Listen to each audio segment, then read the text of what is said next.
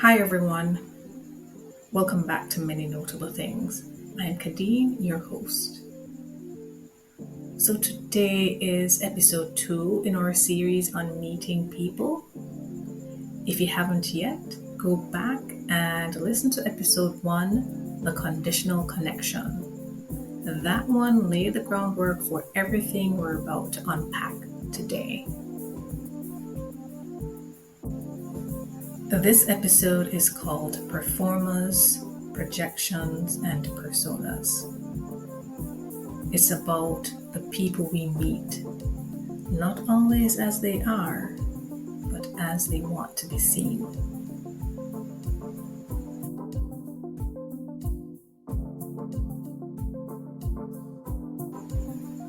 Let's begin here. Most of us walk into new spaces with a version of ourselves in mind. Not a lie, but a highlight reel. A curated presence. And depending on the space, work, social groups, school, that persona shifts.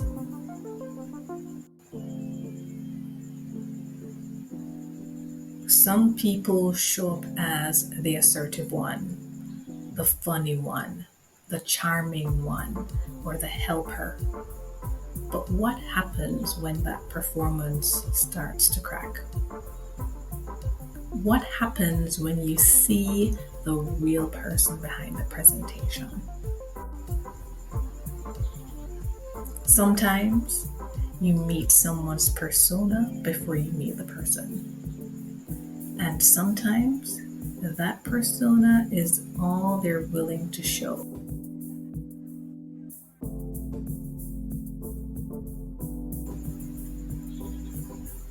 Group spaces are especially charged. You can feel the subtle competition. Who gets the laugh? Who has the insight? Who seems most liked? And in those moments, you realize some people are performing not for connection, but for approval, for positioning, for power.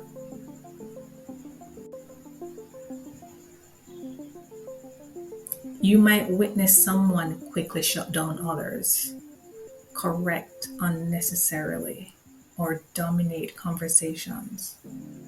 Not because they're confident, but because the image they want to project depends on control.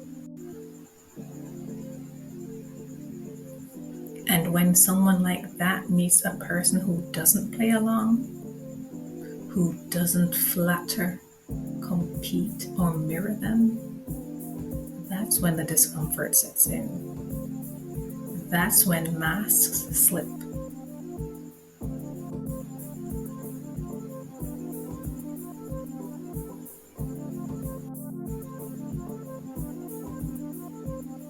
Projection is when someone assigns meaning to who they think you are, based on your silence, your voice, your confidence, your background.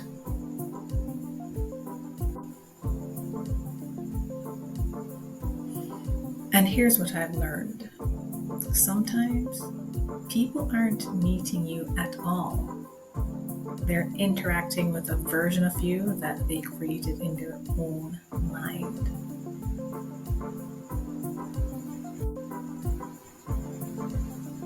Maybe you're too quiet, so they assume you're standoffish.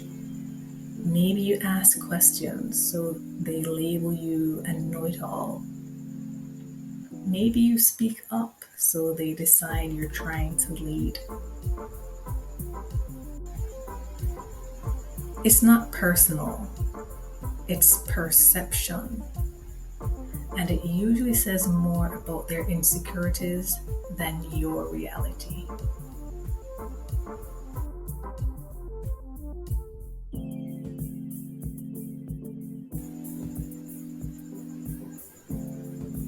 Eventually, the performance gets tired. the projection loses grip, and what you're left with is discomfort, tension, defensiveness.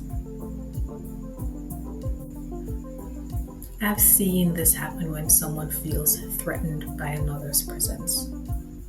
Not because of anything that was said or done, but because the projection stopped working.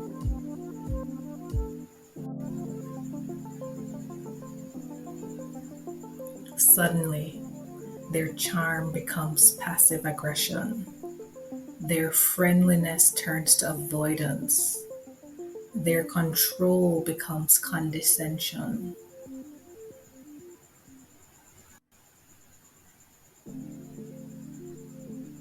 It's a strange shift to watch, especially when you haven't changed. You just stopped playing along.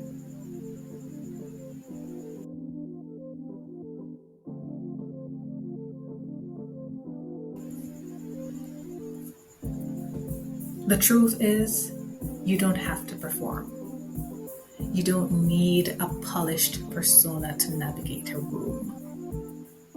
But you do need discernment. Because not everyone is ready to meet people as they truly are. Some are only looking for mirrors. Others want an audience. And a few are simply afraid of being seen too clearly.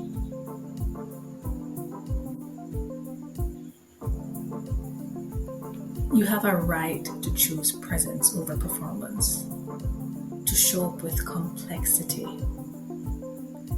to let silence, thoughtfulness, or even contradiction be part of how you exist in a room.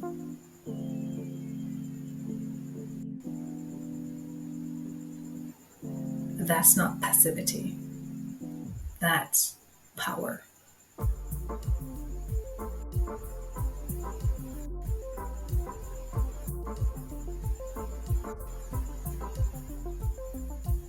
So, the next time you meet someone new, ask yourself, am I meeting a person or performance? Am I being seen or just interpreted? And most importantly, am I feeling the pressure to perform too? You don't have to play a role to be respected, and you don't have to shrink to be accepted. You just have to know who you are when no one is watching.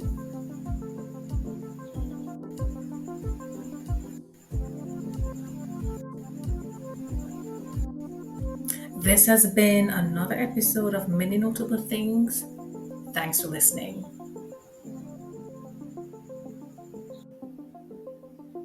If this episode resonated with you, be sure to listen in for the final part of this 3-part series on meeting people.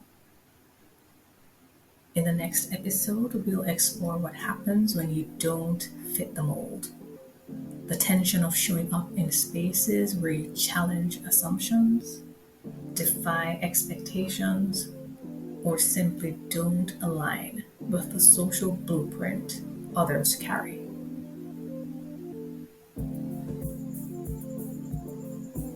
Until next time, stay authentic, but above all, stay mindful.